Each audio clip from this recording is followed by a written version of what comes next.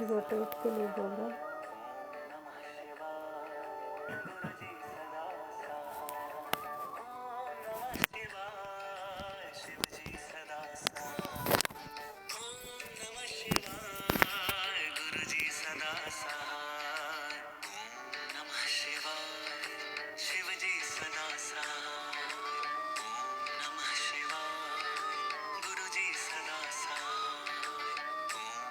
Message के लिए देख लो, कुछ करना तो नहीं।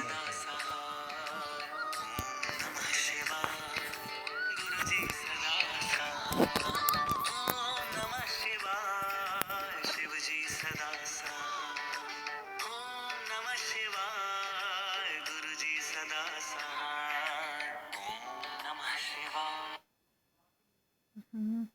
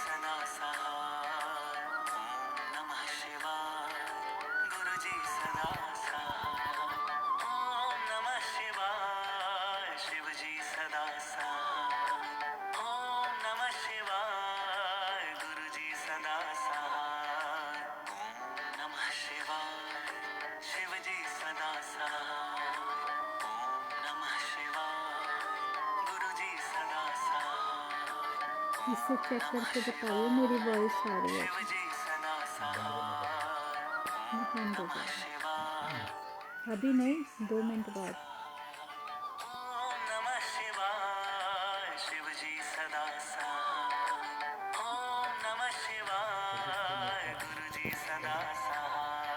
अभी आने दे एक दो को। ओम नमः शिवाय गुरु जी सदा सहाय। ओम नमः शिवाय गुरु जी सदा सहाय। ओम नमः शिवाय गुरु जी सदा सहाय। ओम नमः शिवाय शिव जी सदा सहाय। ओम नमः शिवाय गुरु जी सदा सहाय। ओम नमः शिवाय शिव जी सदा सहाय। ओम नमः शिवाय गुरु जी सदा सहाय। ओम नमः शिवाय शिव जी सदा सहाय। ओम नमः शिवाय गुरु जी सदा सहाय। जय गुरु जी, शुक्राना गुरु जी। संगत जी मेरी आवाज़ आ रही है आपके पास? जय गुरु जी।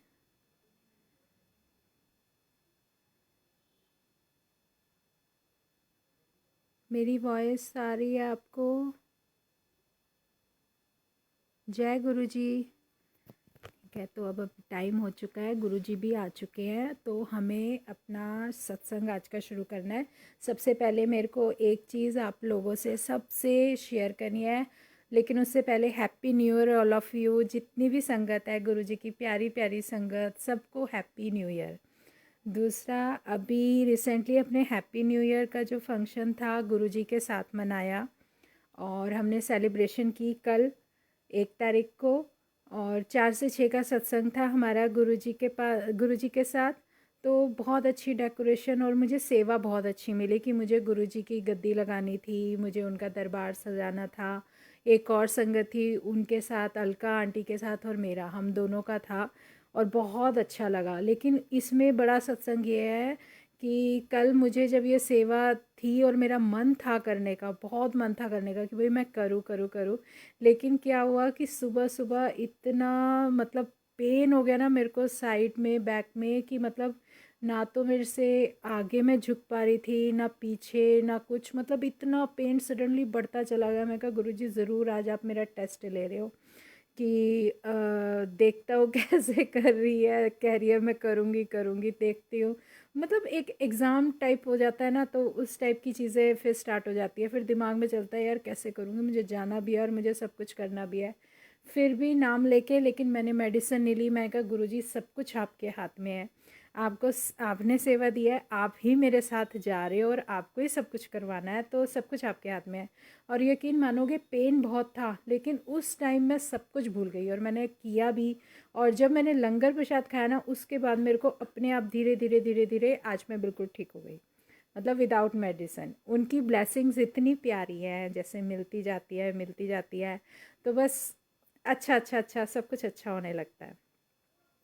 तो हैप्पी न्यू ईयर सबको, जितनी भी संगत हैं, गुरुजी की प्यारी प्यारी संगत। आज एक चीज़ आपके साथ शेयर और करूँगी। अभी रिसेंटली मेरे साथ सत्संग हुआ गुरुजी का कि कुछ दिन पहले की बात है। हमारे घर में एक सत्संग मेरी दुरानी ने रखा हुआ था घर के अंदर। वो उन्होंने मतलब पापा के ठीक होने पे जो सत्संग कराया था घर के अंदर।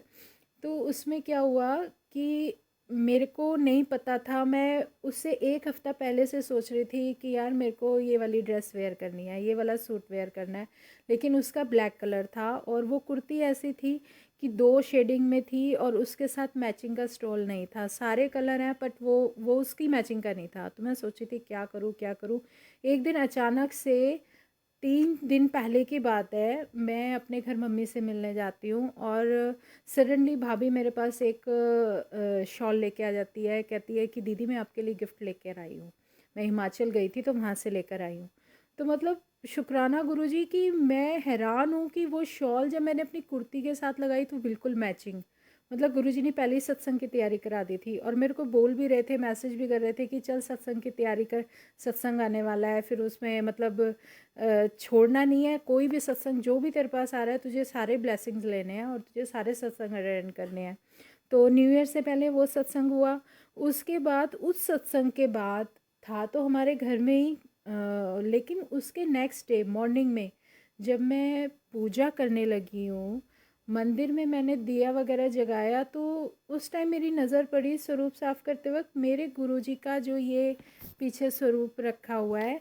इसमें साइड में 3 इतने बड़े बड़े क्रैक्स, जैसे कि मिरर टूट जाता है बहुत बुरी तरीके से।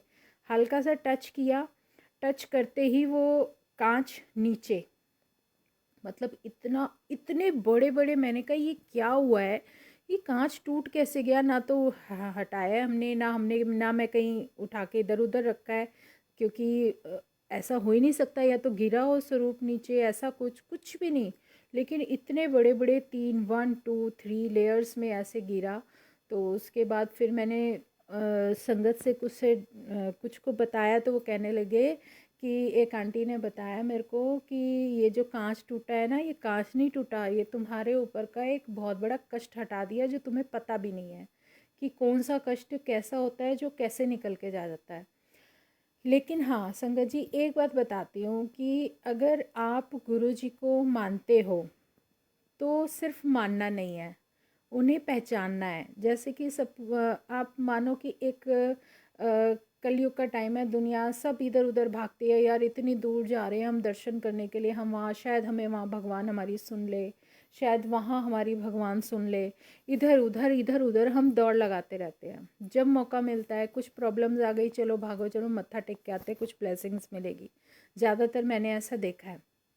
लेकिन ये सोचो कि कलयुग के टाइम जब इतना प्यारा इतना सुंदर रब हमारे सामने बैठा है, और वो रब जो सामने साक्षात बैठे हैं, हमें देख के मुस्कुरा रहे हैं और कह रहे देखो मैं इनको देने के लिए सब कुछ बैठा हूँ और ये लोग फिर भी इधर उधर दौड़ लगा रहे हैं। और सबसे बड़ी बात, जब आप इनकी आइज़ में देखोगे ना, तो इतनी इनोसेंट आइज़ हैं, इतना मतलब जैसे वो हमारी तरफ देख रहे होते हैं, इतना नूर बरस रहा होता है, कितनी ब्लेसिंग्स होती है उनके सामने। कितनी दुनिया खड़ी है, चाहे उसमें कोई किसी भी तरीके का आदमी है, वो थोड़ी ना किसी में भेदभाव करते हैं। भेदभाव तो हम लोगों के अंदर है, उन लोगों के अंदर नहीं है। वो तो उनके तो जो उन्होंने ब्लेसिंग्स देनी है वो सबको इक्वल देनी है। वो हमारे कर्म है, हमारी सॉल है, कितनी देर में उसको एक्सेप्ट करती है, या कुछ भी कह सकते हो आप। तो ये हमारे ऊपर डिपेंड करता है कि हम कितने टाइम बाद उसको एक्सेप्ट कर लेते कि हाँ ये हमारा भगवान है, हमें मिल गया, हम इसके साथ खुश हैं। मतलब गुरुजी क्या है, गुरुजी तो ये तो, और जैसे गुरु तो देखो बहुत सारे होते हैं, लेकिन गुरुजी के वचन भी हैं, और जो उन्होंने हमें समझाया है वो यही समझाया कि मैं पूर्ण गुरु हूँ। मतलब वो पूर्ण गुरु जो हमारी बीमारियाँ एकदम से, हमारी प्रार्थनाओं को सुनकर, हमारी अरदास को सुनकर वो हमारी बीमारियां कैसे ख़त्म कर देते हैं, हमें पता भी नहीं चलता। और सबसे बड़ी बात अभी मैं आपको बताती हूँ, जैसे कुछ टाइम से मेरी तबीयत ज़्यादा ख़राब रहती थी, बहुत ख़राब रहती थी। कभी जैसे महीने में 20 दिन में फ़ीवर आना ही आना था। फ़ीवर आना है, पेन होना है, चाहे बैक हो चाहे स्टमक हो, कुछ भी हो, इस तरह का पेन होना है। लेकिन मेन ब्लेसिंग क्या रहती थी कि बस मेरा विश्वास, मेरा फेथ इतना था कि गुरुजी जो करना है आपको करना है। अब ये पेन क्या, मैं तो गोली खानी नहीं है, हाथ ही नहीं लगाना मेरे को दवाइयों पे, मुझे जो करना है, जैसे करना है, ठीक कर देना है आपको। तो जैसे उनके पास बैठती थी या कुछ भी होता था, मतलब पेन थोड़ा बहुत जैसे होता भी है, लेकिन धीरे धीरे धीरे, जैसे मैं जल प्रसाद लेती हूँ, जल प्रसाद लिया, आराम पड़ गया, धीरे धीरे धीरे ऐसे करके ठीक होती चली गई। तो एक ऐसे जब धीरे धीरे धीरे हमारा फेथ बढ़ता है ना, तो गुरुजी भी अपना इतना प्यारा एहसास कराते जाते हैं कि हाँ मैं तुम्हारे साथ हूँ। अच्छा पता है, जब वो एग्ज़ाम लेते हैं ना, एग्ज़ाम तो वो लेते हैं, ये तो कंफर्म है, एग्ज़ाम लेते हैं। अच्छा, जब हम थोड़े बहुत मतलब कंफ्यूज ना हो जाए, हमें कुछ मतलब हम सोचने ना लगे, दूसरे ट्रैक पे ना चले जाए, तो वो अपना एहसास भी इतनी जल्दी करा देते हैं, इतना प्यार बरसाते हैं, और फिर धीरे धीरे ऐसी फीलिंग करा देते हैं कि नहीं मैं तुम्हारे साथ ही हूँ। मतलब एग्ज़ाम भी लेना है, और वो एग्ज़ाम हम बहुत अच्छे से अगर हम उसको पास करें ना, तो वो भी उन्हीं की मर्ज़ी से होता है। बहुत खुशी होती है, बहुत ज़्यादा खुशी होती है। तो एक बार क्या था कि मैं आपको जस्ट अभी गुरुजी के जो दर्शन मिले थे लास्ट, वो मिले थे मेरे को भाई दूज पे। भाई दूज पे दिन के टाइम मैं बैठी थी ड्राइंग रूम में सोफ़े पे, और जैसे मेन डोर ओपन होता है, मेन डोर खुलता है, तो एकदम से मेरे को ब्लू टी शर्ट और ब्लैक पैंट में गुरुजी अंदर दिखते हैं, आते हुए अंदर आ रहे हैं। इतना फेस ग्लो कर रहा है उनका, इतना ज़्यादा ग्लो कर रहा है कि इतनी, मतलब कहते ना, एक अलग तरीके की चमक थी उनके फेस पे, इतना चमक रहा था। और ब्लू टी शर्ट थी उनकी, और ब्लैक पैंट थी, अंदर आए, और मैं सडनली उनको देख के, ऐसे देख के चौंकी। मैं कहा गुरुजी आप, और मैं उन्हें बोल रही हूँ, और ये मैं सोनी नहीं हूँ, मैं उठी हुई हूँ, सोफे पे बैठी हूँ, खुली आंखों से देख रही हूँ। मैं कह रही हूँ गुरुजी आप, और मैं ऐसे बोल के बस ऐसे ही देखा था कि अचानक से मेन डोर दोबारा से ओपन होता है, और वहाँ से मेरा बेटा आ जाता है, बड़े वाला, बड़ा बेटा एंटर करता है। मैं कहा आदित्य, मैं कहा अभी तो अभी सडनली तेरे आगे आगे गुरुजी आए हैं। तो कहने लगा नहीं, कहाँ है, या तो अभी मैं ही आया हूँ। तो मतलब ऐसे अचानक से उन्होंने मेरे को दर्शन दिए कि भाई दूज पे जैसे होता है ना कि वो कुछ इंट्यूशन दे देते हैं कि इसके साथ, तुम्हारे में फैमिली में अगर किसी के साथ कुछ भी होगा ना, तो वो हमारे आगे हैं, वो हमसे पहले खड़े हैं। तो छोटी छोटी छोटी छोटी चीज़ें इतनी ज़्यादा इफ़ेक्ट करने लगती है, और जब गुरुजी दर्शन देते हैं और जब वो ब्लेसिंग्स देते हैं, तो उसकी भरमार होती है। एक चीज़ और बताती हूँ कि मैं एक चीज़ मानती हूँ कि आप फेथ करते हो, ठीक है, आप मानते हो, ठीक है, हाँ हम भगवान को मानते हैं, हम रब को मानते हैं, ठीक है, मानना एक अलग बात होती है, लेकिन उस रब को पहचानना कि हाँ ये हमारा भगवान है, ये शिव है। आप अपनी लाइफ को स्टार्टिंग से देख लो, जहाँ से स्टार्ट होती है, कहाँ से आप अपने बारे में जानते हो, कितना जानते हो, और जब आप गुरुजी के दरबार के में जाके अपना मत्था टिका देते हो, तो उसके बाद से आपकी लाइफ कहाँ जा रही है, आपका टर्निंग पॉइंट कैसे आ जाता है, वो सब आपको खुद ही पता चलता चला जाएगा कि कैसे कैसे हम मुड़ते हुए जा रहे थे, और हम कहाँ जाके अब सीधे सीधे सीधे चलने लगे हैं। ये मैं आपको अपनी लाइफ के एक्सपीरियंस से बता सकती हूँ। मैं आपको ये बताती हूँ कि मैंने अपने रब को पहचाना नहीं, मेरे को उन्होंने पहचान बताई कि देख मैं तेरा भगवान हूँ। और कब से हूँ, यकीन मानोगे, सब संगत बोलती है हम इतने साल पहले जुड़े थे, हम इतने साल पहले जुड़े थे। अगर मैं अपनी लाइफ को देखने लगूँ ना, तो मुझे ऐसा लगता है कि मेरी तो जो मेरा ये जो जन्म हुआ है, ये भी मुझे लग रहा है किसी कर्मों को काटने के लिए ही हुआ है, और ये उन्हीं की मर्ज़ी से हुआ है। वो स्टार्टिंग से मेरे साथ हैं। वो कैसे बता देती हूँ मैं, हल्का सा 5 मिनट का अपने बारे में बता देती हूँ, आप समझ जाओगे कि मैं क्या पॉइंट बताना चाह रही हूँ आपको। मैं अपने दादा दादी के साथ रही हूँ, और जो मेरे फादर थे, मैं बहुत छोटी सी थी तब वो मेरठ शिफ्ट हो गए थे। मैं उनके साथ नहीं रही।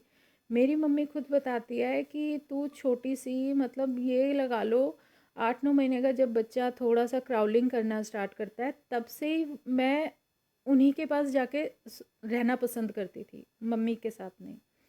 तो धीरे धीरे जैसे होता है ना, अटैचमेंट उनके साथ ज़्यादा था। वहाँ पर जैसे मैं अकेली लड़की थी छोटी, तो दादा दादी का बहुत प्यार मिला है, और वो भगवान को इतना मानने वाले थे, यकीन मानोगे इतना मानते थे कि गीता का पाठ, रामायण का पाठ, मतलब वीकली उनकी जो बुक्स होती थी ना, होली बुक्स, वो रीडिंग करते थे। तो मेरे को क्या था, बचपन से छोटी सी थी, तो हमारे जो घर में मंदिर था उसमें एक महाशिव का बहुत बड़ा स्वरूप था।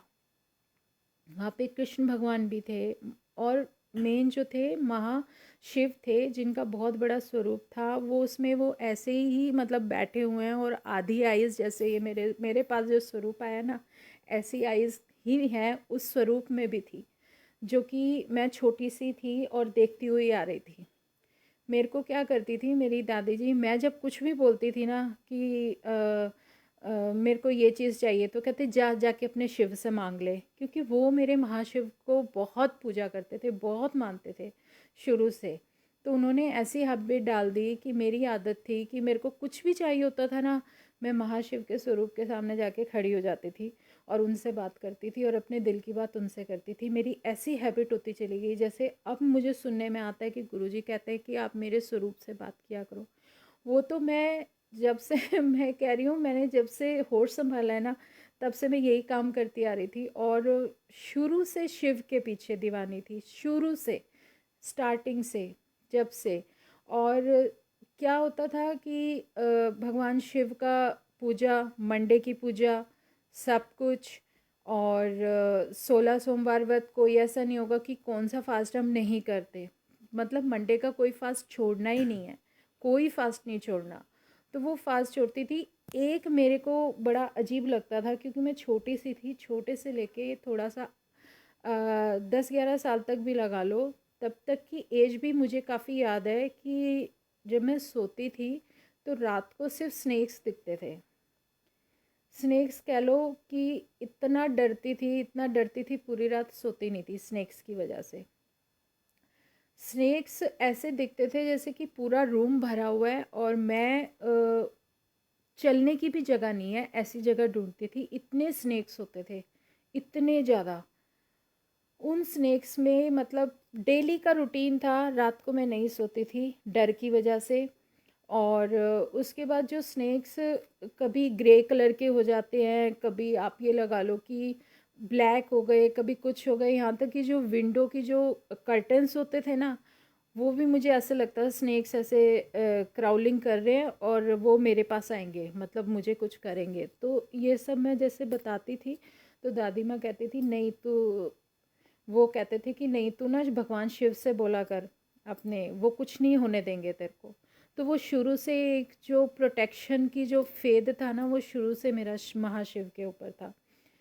महाशिव सिर्फ मैंने उस स्वरूप में देखा है, बड़ा सा स्वरूप जो मैं शुरू से बचपन से देखती आई हूँ, सिर्फ नवरात्रों के व्रत, क्योंकि कहते थे कि ये माँ शक्ति है, ये तो शिव की ही शक्ति है। तो उस तरफ फेद मेरा बहुत था बचपन से ही। और फिर कुछ मेरी दादी माँ को एक पंडित जी ने डरा दिया कि इस लड़की की एज कम है, इसको आप 16 सोमवार कभी टूटने मत देना, ये कराते रहो, मतलब मंडे के फास्ट कराओ, इसको शिव की तरफ मोड़ दो ताकि ये शिवलिंग पे जल चढ़ाए। उसकी वजह से भी मैं शिव की तरफ मुड़ गई। और याद मानोगे, अब मैं आजकल देखती हूँ ना कि रोटियों में जैसे ओम आता है, तो मैं कोई 12 या 13 साल की थी उस टाइम, 12 या 13 साल की थी उस टाइम में चपाती पे ओम आया हुआ है। उस टाइम में मेरे को छोटी सी को एज में ओम मिल गई, और वो भी एक साथ लगातार कितनी चपातियों पे आए। तब दादी माँ कहती नहीं, भगवान तेरे से बहुत खुश है भैया, भगवान ही तेरे को ओम दिए जा रहे हैं, दिए जा रहे हैं। मैंने कहा अच्छा, ये उन्होंने कहा, तब उन्होंने बोला कि तेरे को ना नई मतलब लाइफ है ना, जो देना चाह रहे थे वो तेरे को मिल गई। तो वो जो एक अपनी अटैचमेंट मेरी शिव के साथ थी शुरू से, लेकिन मैं नहीं जानती थी कि हमारे महाशिव हमारे गुरुजी है। और ये गुरुजी मेरे को अपनी पहचान इन्होंने खुद कराई। जब मैं पहली बार गई उस शिवलिंग से जो अटैच हुई, और उस शिवलिंग को देख के जो मेरे मन में बार बार जो एक खिंचाव आया था, या जो मेरी सॉल से कनेक्ट हुई थी, मैं उस शिवलिंग से कनेक्ट हो गई थी। मतलब एक कनेक्शन जो गुरुजी के साथ था, जो गुरुजी ने मेरे को अपने स्वरूप में दर्शन कराए, अपने इतने सुंदर सुंदर दर्शन दिए, तो वो एक कनेक्शन उन्होंने पहचान करा दी मेरे को कि मैं तेरा वो शिव हूँ जिसको तू बचपन से पूछती आ रही है। और जब रब को हम पहचान जाते हैं और उसका हाथ, वो हमारा हाथ पकड़ लेता है, और जब वो हमारे साथ आ जाता है ना, उसके बाद दुनिया की कोई ताकत आपका फेद नहीं हिला सकती, अगर आप ना चाहो तो। आपको दिख गया कि ये मेरा वेल विशर है, ये मेरा भगवान है, और मुझे इन्हीं के साथ लाइफ आके स्पेंड करनी है। कोई कुछ भी कहता रहे, कोई फ़र्क नहीं पड़ता। हमें इससे कोई इफ़ेक्ट होना ही नहीं चाहिए कि ये कह रहा है यार ये तुम्हारे गुरुजी हैं, क्या कर लेंगे, मतलब उन लोगों में फेथ नहीं है, उनका कनेक्शन अभी नहीं है। और कनेक्शन भी हमारी वजह से नहीं होता, वो जब रब की मर्ज़ी होगी ना, जब वो चाहेंगे तभी हम कनेक्ट होंगे उनसे। और सबसे बड़ी बात तो ये हो जाती है कि हम उन्हें याद कैसे करें, अरदास कैसे करें। लोग इतने कंफ्यूज रहते हैं, इतने कंफ्यूज रहते हैं। तो एक बात मैं सबको बोलूँ, अरदास करो ना, दिल से करो। जो दिल से उस टाइम आपके आपकी सिचुएशन के हिसाब से जो आपका दिल और आत्मा कहेगी ना, जो आपकी सॉल कहेगी, वो जो अरदास होगी ना, जो दिल से निकलेगी, और एक पल नहीं लगेगा उनको सुनने में, इतना प्यार आएगा उन पर। और सबसे बड़ी बात, अभी मैं आपको रिसेंटली बताती हूँ कि फेद क्या है, फेद होता कैसे है, वो विश्वास हमें कैसे करा देते हैं। जैसे मैं मंदिर में, जैसे कलश मेरा रूटीन है रखने का, जल का कलश। जल बहुत इफ़ेक्टिव है गुरुजी का। आप किसी को भी अगर गुरुजी का जल प्रसाद दोगे, तो वो इतना इफ़ेक्टिव है ना कि मतलब एक हॉस्पिटल में हम, मेरे फादर इन लॉ जैसे एडमिट हो गए थे, उनकी इतनी हालत थी, उनको ब्रीथ नहीं आ रहा था। उनकी ब्रीथिंग ना आना भी, मतलब ब्रीथ नहीं आ रहा है, उनकी इतनी मतलब बुरी कंडीशन थी। डॉक्टर्स कह रहे थे कि भाई इनके सारे ऑर्गन्स जो हैं वो फेल हो चुके हैं, आप इनको घर ले जाओ, आप इनकी सेवा करो, जो करना चाहते हो वो कर लो, लेकिन आप इनको ले जाओ, तो जो भी है आप सेवा करो। तो पता नहीं क्यों घर पर आकर मेरा ऐसा मन किया, मैं गुरुजी के स्वरूप के सामने बैठी थी, तो मैं कहा गुरुजी ऐसा कैसे हो सकता है कि वो इतना मतलब परेशान हो रहे हैं, मतलब जैसे होते हैं ना, हम अपने बड़ों को ऐसे देख नहीं सकते। तो मेरे को अंदर से ऐसा लगा जैसे गुरुजी मुझे कह रहे हैं कि बेटे तू तिलक, चंदन का तिलक और जल प्रसाद जो है वो तू दे उनको, वो ठीक हो जाएंगे, वो घर आ जाएंगे। और सच में मैंने चंदन का तिलक और जल प्रसाद दिया है ना घर से, आप यकीन मानोगे वो उसी टाइम ब्रीथ कर गए। जल प्रसाद दिया है आज और कल वो ब्रीथ कर गए और वो ठीक हो गए। मतलब डॉक्टर हैरान है, कह रही ये कैसे हो गया, मतलब एक जैसे होता है ना, एक चमत्कार सा हो गया, गुरुजी ने कैसे मतलब उनको ब्रीथ कर दी। वो तो सब ठीक है, वो सब हो गया, पापा ठीक हो गए, घर आ गए, अब वो खूब इंजॉय करते हैं, घूमते हैं, स्टिक ले इधर उधर राउंड लगा के आते हैं। वो बिल्कुल ठीक कर दिए गुरुजी ने जल प्रसाद से, और अपनी तिलक की ये जो चंदन का तिलक हम लगाते हैं ना, उससे ये हमारा फेद ही है, और उनको भी फेद हो गया। मैंने जो ब्लेसिंग दी हुई है उनको, ब्रेसलेट वाली है, वो उतारते ही नहीं है हाथ से, और 2 बार उनके हाथ से टूट गया। ये तो एक अलग चीज़ है। लेकिन भगवान ने मुझे कैसे एहसास दिलाया, मेरे घर में जब मैं उन्हें ब्लेसिंग्स देकर आती हूँ घर पे, मेरे साथ क्या होता है संगत जी, मैं घर आती हूँ, मैं अकेली थी घर पे, और जो मेरे मंदिर में कलश रखा हुआ था, जो जल का कलश रखा हुआ था, उस कलश में से, देखो मैं अभी एकदम से बताती हूँ कि अभी कलश नहीं बोलूँगी, मैं किचन में चाय बना रही हूँ, और मेरे को बाहर एकदम से आवाज़ आती है कि जैसे कोई कट कर रहा है कुछ, जैसे कोई काट देते हैं ना, नाइफ से या लोहे से कुछ कट कर रहे होते हैं, ऐसे कट कट कट कट की आवाज़ आ रही होती है। मैं 3 बार बाहर आ गई निकल के देखने के लिए। मैं कहा देखो यार आवाज़ कैसी आ रही है, ये बाहर आऊँ तो कुछ भी नहीं, कुछ भी नहीं दिख रहा। मैंने कहा यहाँ तो कुछ दिख नहीं रहा है, ये आवाज़ कहाँ से आ रही है। फिर मैं गई किचन में, फिर मैं कुछ काम करने लगी, तो फिर आवाज़ आई, जो बाहर स्टेयर्स है उस पे से जो लकड़ी का बॉक्स होता है ना बहुत बड़ा, जैसे कोई लेके ऊपर से ढप ढप ढप ढप ढप 3-4 बार जैसे कोई गिर गया। मैं बाहर आके मेन डोर खोल के देखा, बाहर कोई भी नहीं था। मैं कहा ये हो क्या रहा है, तो मैंने देखा कोई भी नहीं। मैं कही हो क्या रहा है, कोई गिरा भी है, इतनी तेज़ आवाज़, तो ऐसा तो हो नहीं सकता ना कि कोई गिरा ना हो और मुझे आवाज़ आ रही है। तो मैं अंदर आ गई वापस, अंदर आके फिर किचन में काम करने लगी। तो फिर मैंने दोबारा फिर आवाज़ आई, फिर बाहर आई, मेन डोर खोला तो देखा वहाँ पे वैसे तो साफ़ था लेकिन पानी का छींटा पड़ा हुआ था। जब पानी का छींटा देख के मैं डोर बंद करके अंदर आने लगी, तो देखा मेरा मंदिर में जो साईं जी का स्वरूप था, जो सामने वॉल पे लगा हुआ था, वो सोफ़े पे उल्टा पड़ा हुआ था। और यकीन मानोगे, वो इस तरीके से उल्टा पड़ा था जैसे किसी ने गुस्से में उठा के पटक दिया उनको, साईं जी का स्वरूप। तो उस हैरानी तो हुई मेरे को, यार किसने गिरा दिया, ऐसे कैसे गिर सकता है। और वो भी ठक ठक की आवाज़ वो थी कि जो मेरा मंदिर था उसमें वो साईं जी का जो स्वरूप था, ऐसे किसी ने उठा के 3-4 बार मारा, उसके निशान मेरे मंदिर में नीचे हो गए, क्योंकि वो डैमेज हो गया मेरा स्वरूप। ऊपर की साइड से ना वो वुड उस पे लग गई, जैसे किसी ने बहुत ज़ोर से मारा, जैसे कि कोई नेगेटिविटी या कोई नेगेटिव एनर्जी जो बर्दाश्त नहीं कर पाई कि इसने ब्लेसिंग्स वहाँ कैसे दी, क्योंकि वो नहीं देनी थी। वो मैं बहुत डर गई, मैंने कहा ये हो क्या रहा है। एक तो मैं अकेली थी और कोई था नहीं मेरे साथ, और मैं इतना डर गई। मैं कहा मैं आँखों के सामने आप देख रहे हो आपके साथ क्या क्या हो रहा है, मंदिर में भी उठा पटक हो रही है।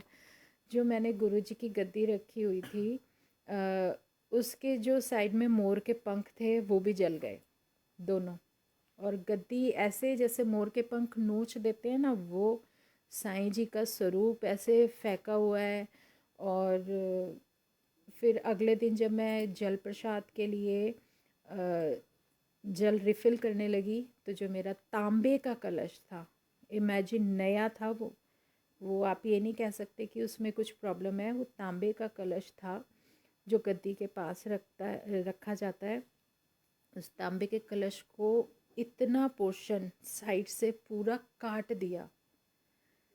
मतलब तांबे का कलश काटना कटना मैं इतनी हैरान हो रही हूँ ना कि भाई तांबे का कलश, मतलब काटना, नाइफ लेके काटना इतना क्लियरली नहीं कट सकता जितना कि वो तांबे का कलश काट दिया गया। मतलब गुरुजी हमें कैसे कैसे प्रोटेक्ट कर रहे हैं, कौन सा कष्ट वो अपने ऊपर ले जाते हैं, हम इमेजिन भी नहीं कर सकते। हम कुछ खाते, हमें इतना अच्छा लंगर प्रसाद कराते हैं, हमारी कौन सी बीमारी ठीक कर देते हैं, हमें बताते भी नहीं हैं। वो कहते भी हैं कि तुम्हें पता भी नहीं है तुम्हारा कल्याण कैसे कैसे कर देता हूँ। और जब वो दर्शन देते हैं तो ज़रूर उसका कोई मकसद होता है कि वो हमें दर्शन दे रहे हैं। तो हमारे आने वाले टाइम में ऐसा कुछ, कोई सिचुएशन ऐसी आएगी जो कि वो जानते हैं, और वो हमें पहले दर्शन दे देते हैं, वो हमें ये ब्लेसिंग दे देते हैं, हमें इतना इतना स्ट्रॉन्ग बना देते हैं कि हम उस सिचुएशन को झेल सके। हम ये नहीं कहते कि जब हमें कुछ होगा तभी वो आएंगे, या वो नहीं नहीं, वो हमें पहले से ही स्ट्रॉन्ग बना देते हैं ब्लेसिंग्स दे दे के, कि तुम पहले से ही स्ट्रॉन्ग रहोगे तो उसको झेल जाओगे। अब गुरुजी जब हमें हमारा भगवान मिल जाता है, ये तो है नहीं कि भाई गुरुजी आ गए हमारे पास चारों तरफ से नोटों की बरसात हो जाएगी, इधर से भी हो जाएगी उधर से भी हो जाएगी, ऐसा कुछ नहीं होता। वो कर्मों के हिसाब, देखो वो लेखा तो हमें करना है, लेकिन वो हमारे साथ है तो हमें गिरने नहीं देगा कभी भी, ये हमारा विश्वास होता है कि वो हमें कभी गिरने नहीं देंगे। इतना इतना इतना, कई बार जैसे मैं बैठी होती हूँ गुरुजी से बात करती हूँ, हाथ के हाथ मुझे आंसर्स मिलते हैं, हाथ के हाथ। वो जैसे आप सपोज़ करो आप बैठे हो अकेले में, लेकिन डेली थोड़ा बहुत टाइम तो देखो इंसान को देना चाहिए ना।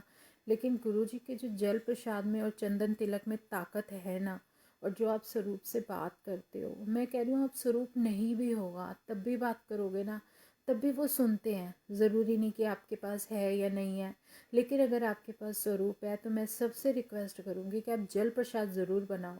स्वरूप के सामने एक तांबे का कलश ज़रूर धो के वॉश करके अच्छी तरीके से उसको रखो, और डेली रिफ़िल कर लो, और डेली वॉश करके उसको दोबारा रखो, और वो आप अपने फ़िल्टर में या किसी में जहाँ भी आप पानी स्टोर करते हो ना, उसके अंदर डाल के आप पूरी फैमिली को दो, क्योंकि पॉजिटिव एनर्जी पूरे परिवार को चाहिए।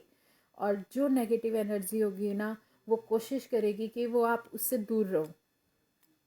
तो जितना हो सके घर में पॉजिटिव वाइब्स आएंगी, जितना हो सके आप उसको अच्छे से करोगे, तो धीरे धीरे धीरे, जैसे होता है ना कि एक घर में एक बड़ा आ जाता है और वो तुम हम सबका ध्यान रखता है कि कुछ गलत ना हो जाए, तो वो ध्यान रखेंगे, हमें प्रोटेक्ट करेंगे, हमें गिरने नहीं देंगे।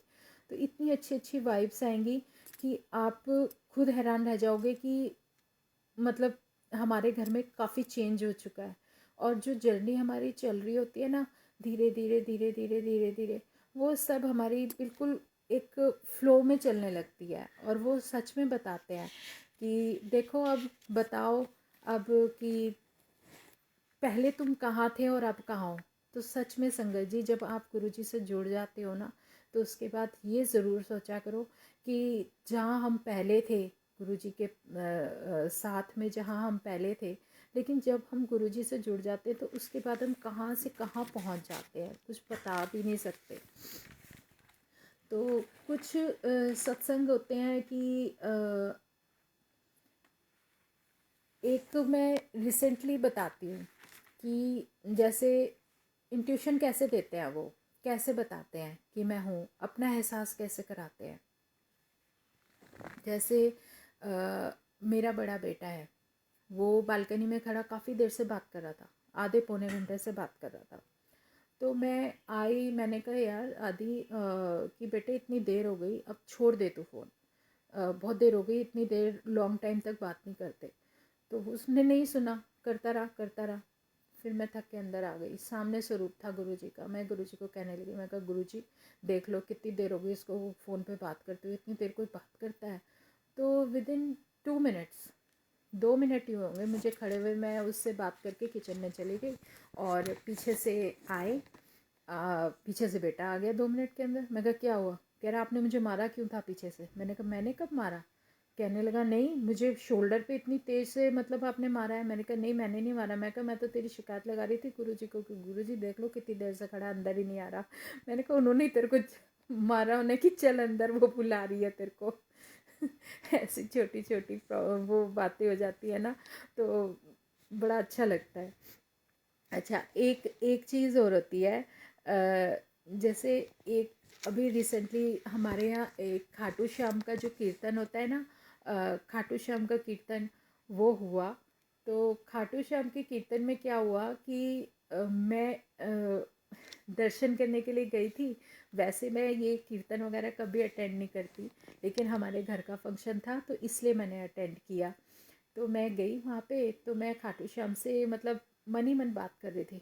मैं कहा खाटू श्याम जी आप जो भी हो, पर मैं ना मतलब मैं उनसे मन ही मन बात करती, मैं कहा मैं ना गुरुजी को मतलब बिल्कुल भी आँखों से ना हटा नहीं पाती, उनका रूप मेरी आँखों के सामने रहता है।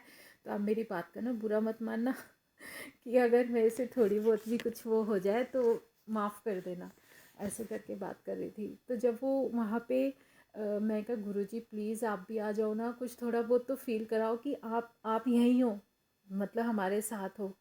तो सडनली मेरे पास साइड वाली चेयर पे जो संगत बैठी होती हैं, उनके पास वही सेम छोटी सी बटरफ्लाई आके नाचने लगती है, जो कि मेरे घर में रहती है ज़्यादातर किचन में। वो आके और खाटू श्याम की तरफ जाके और उनके मतलब स्वरूप के पास घूमती रहती है और फिर गायब हो जाती है। मैं कहा वाह जय गुरु जी, मतलब वहाँ भी मेरा सत्संग चल रहा होता है। उसके बाद उसी दिन क्या होता है कि जब डांस का नंबर आता है तो सब कहते हैं चलो चलो डांस करना है, कि जो शाम की उन्हीं के कीर्तन में 3 मोर और 3 कृष्ण भगवान बन के आते हैं जो राधा के साथ डांस करते हैं।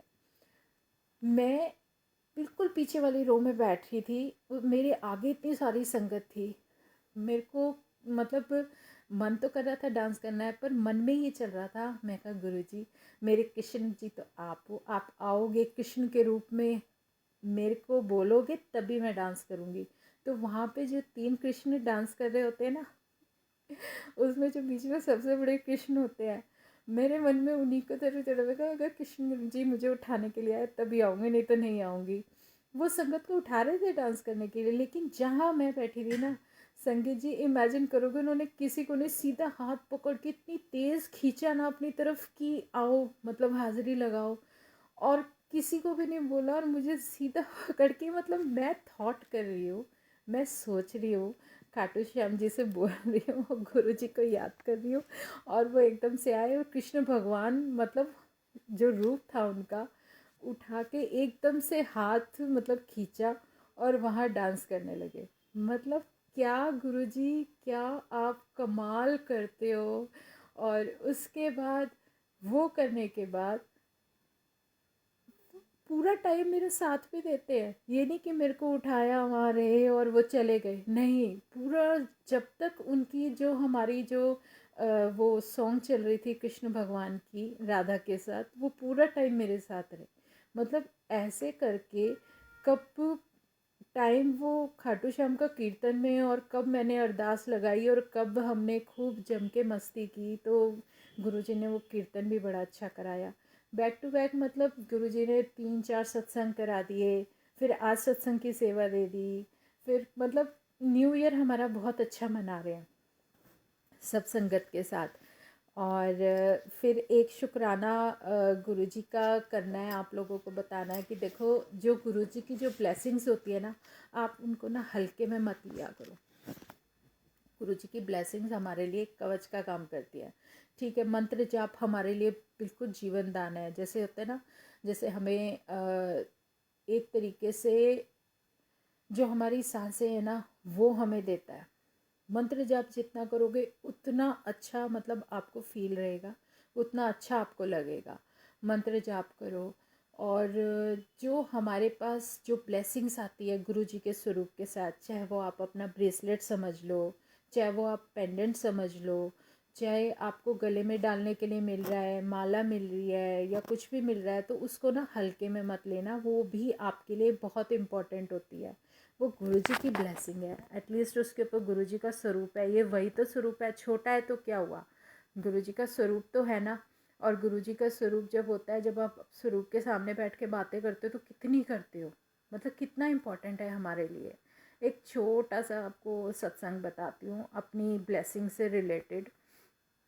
जो हम गले में पेंडेंट पहनते हैं, मैं पहले पहनना पसंद करती थी ब्रेसलेट, मुझे ब्रेसलेट गुरुजी ने नहीं पहनने दिया।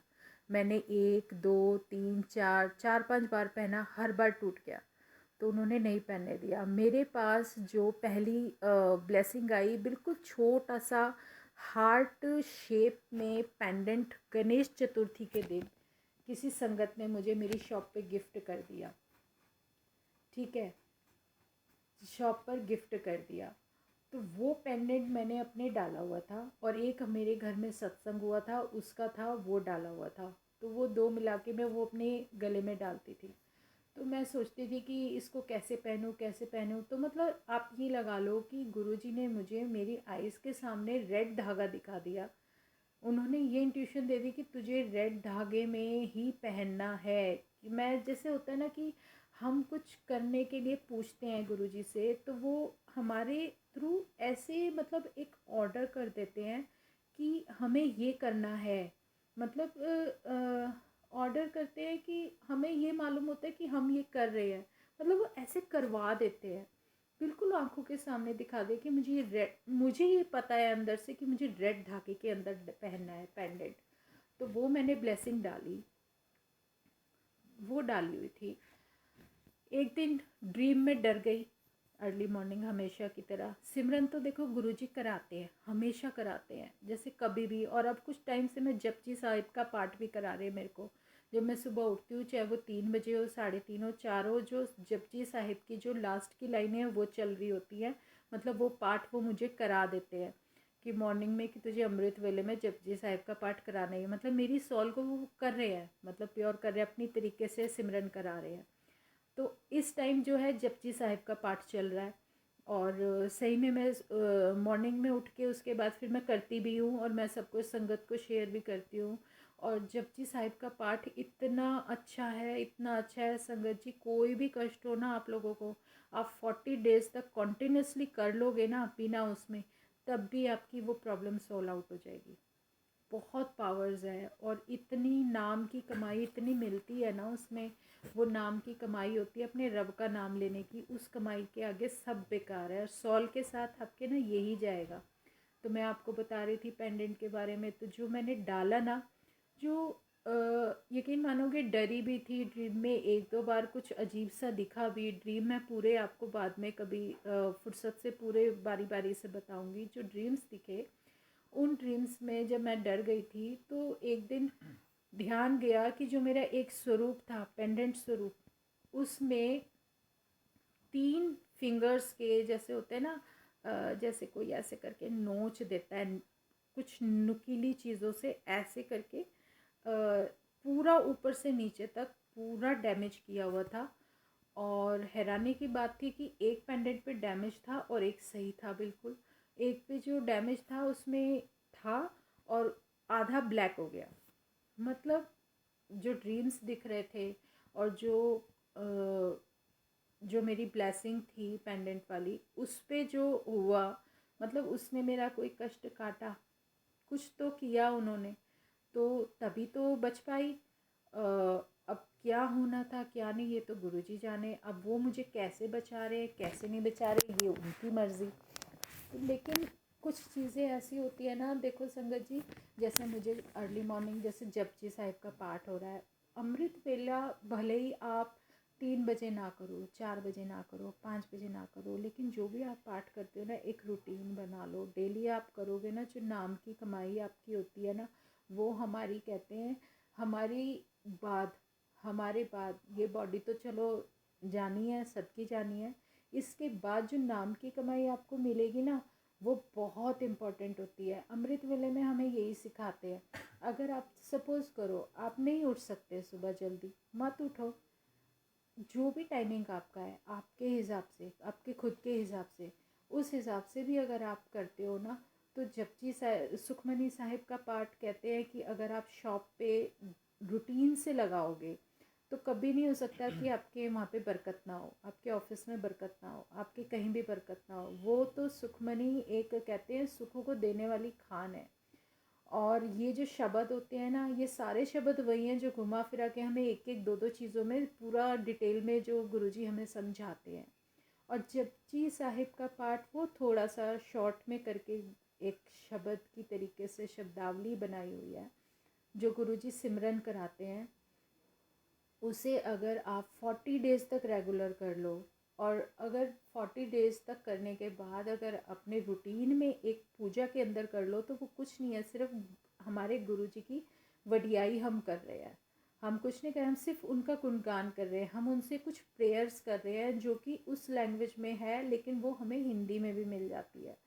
सिर्फ ये नहीं है कि पंजाबी में है, वो हिंदी में भी मिल रही है। और जब हम उस पाठ को करते हैं ना तो इतनी शांति मिलती है। और जब आप उसको दिल से करोगे ना, कहते हैं कि कोई भी कष्ट हो आपके ऊपर आ रहा है और अगर आप 40 डेज तक करते हो या अपनी हैबिट में डाल लेते हो, कभी करने लगते हो, तो धीरे धीरे आप खुद सोचोगे कि आपके अंदर इतनी पॉजिटिव एनर्जी आ जाएगी कि जो प्रॉब्लम्स आ रही होंगी ना, वन बाय वन, दाएं बाएं मतलब साइड टू साइड कट होती चली जाएंगी। आप इमेजिन भी नहीं कर सकते हो। तो ये जो नाम की कमाई वो बताते हैं ना, इतनी इतनी ज़्यादा हमारे लिए इफ़ेक्टिव होती है। एक छोटा सा उसमें इंसिडेंस बताया, मैं बताती हूँ आपको नाम की कमाई होता क्या है। जैसे अमृत वेला ना भी करो, लेकिन डेली का जो आप पाठ करते हो ना, उसकी कितनी इम्पोर्टेंस होती है। एक गुरुजी थे, ये हमने इसी में ही सुना है, मैं आपको बताती हूँ कि वो ना पाठ करते थे डेली, गुरुद्वारे में करते थे। तो वो पाठ जो नियम से करते थे, जो उनको कहते हैं, जो आप गुरबानी सुनते हो या कुछ भी करते हो या अपनी पूजा पाठ करते हो, उसको उसको हम क्या बोलते हैं, कमाई करना। कमाई क्या, नाम की कमाई करना। वो नाम की कमाई करना वो करते थे, वो पाठ करते थे डेली।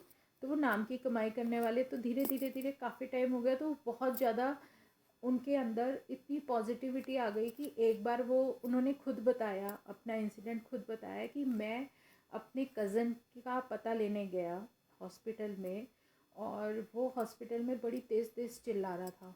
तो मैंने कहा भाई ये चिल्ला क्यों रहा है। तो वो जैसे उसके रूम में गए ना, कह रहे वैसे उनकी बनती नहीं थी, लेकिन जब वो उनके रूम में गए ना, तो वो कहने, तो वो एकदम से शांत हो गया। कह रहे भाई फिर ये ऐसे हुआ।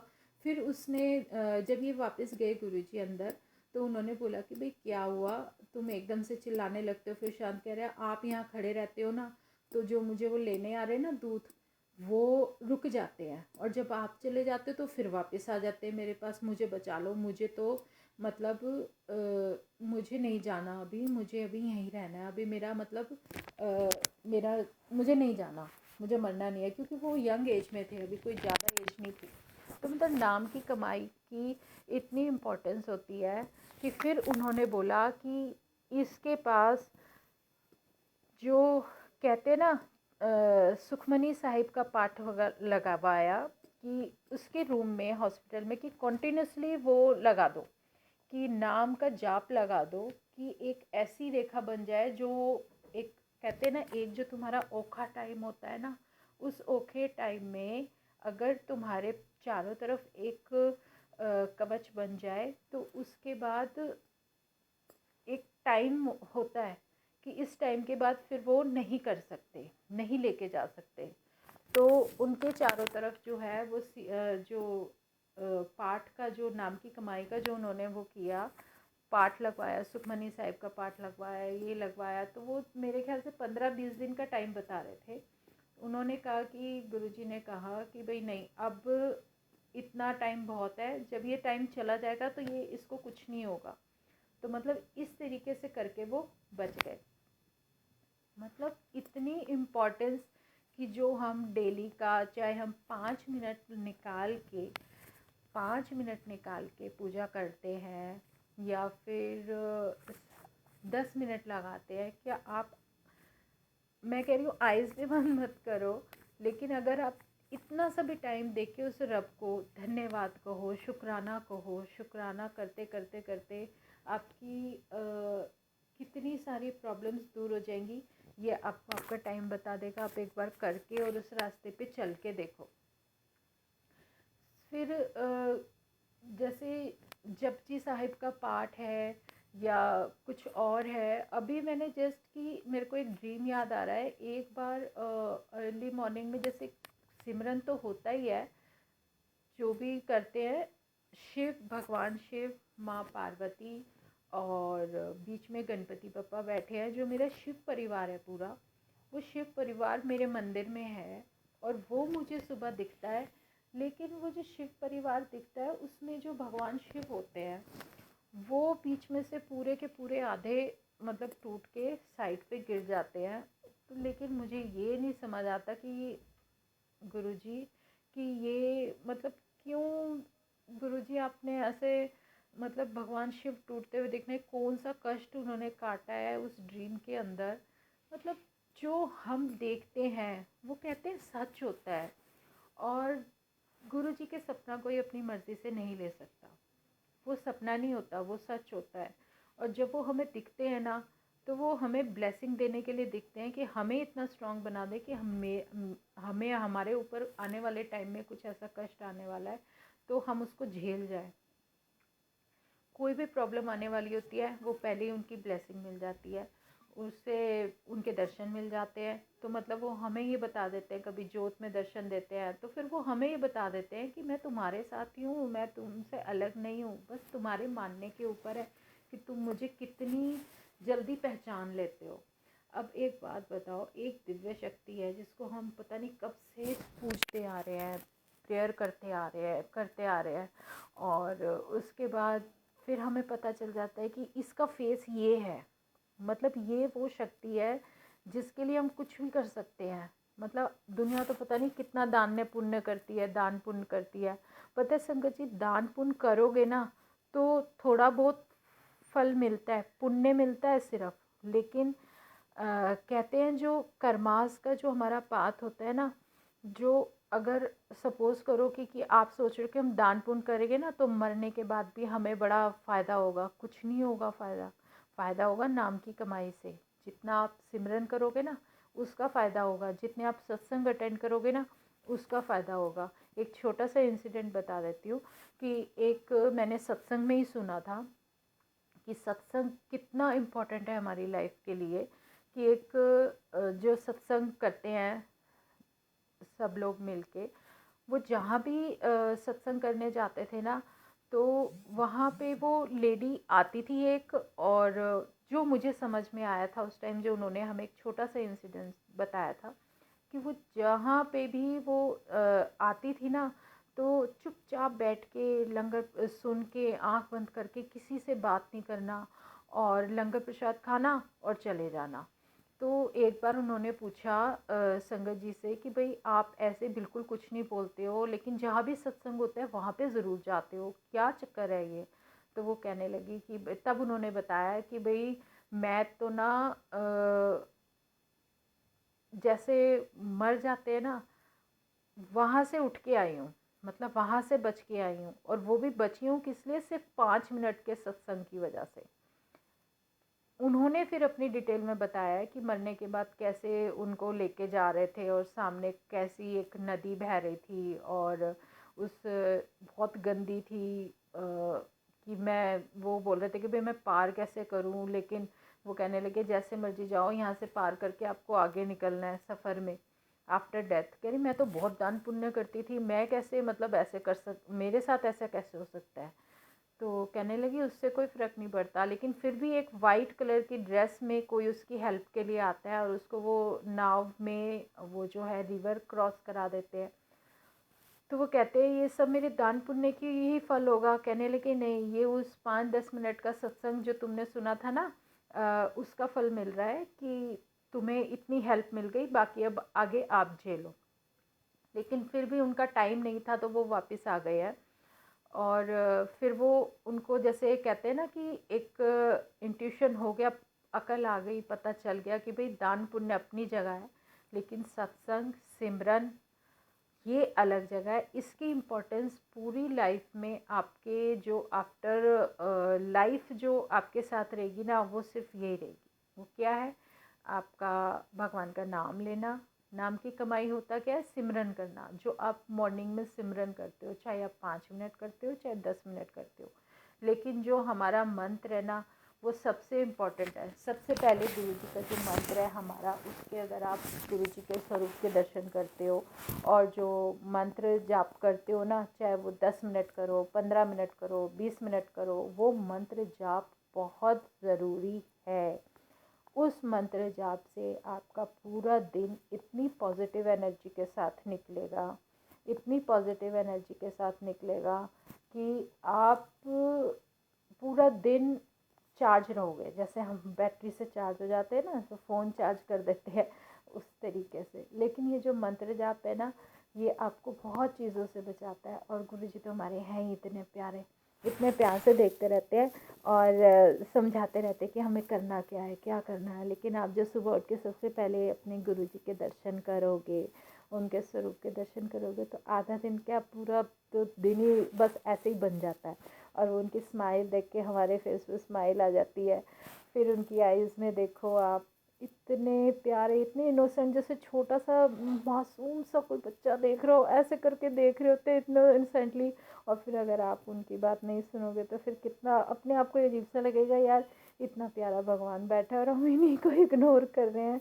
तो प्लीज़ संगत जी ऐसा मत करो। सुबह नियम ज़रूर बना लो, मंत्र जाप से शुरू करो, फिर चाहे 5 मिनट 10 मिनट कुछ भी पूजा करनी है ना करो। लेकिन आप जो गुरु जी का जो जल प्रसाद है ना, उसको अपनी लाइफ का पार्ट बना लो। चंदन का तिलक एक हल्का सा लगा के आप अपने लगा लोगे तो क्या बिगड़ जाएगा, इतना भी काम कर लो, बस बहुत है। आज तो गुरु जी की तरफ से और हमारी तरफ से सब संगत को दोबारा से happy new year, happy new year, happy new year. जय गुरु जी, शुक्राना गुरु जी आज न्यू ईयर पे हमें बहुत अच्छा सत्संग देने के लिए। ऐसी सेवा तो मिलती ही रहेगी। फिर अब नेक्स्ट मंथ फिर दोबारा से, अब नेक्स्ट मंथ 2 तारीख को फिर से मिलेंगे, फिर नई जर्नी, फिर जो नए नए वो है ना हमारे सत्संग, फिर हम वो शेयर करेंगे। ओके, जय गुरु जी, शुक्राना गुरु जी।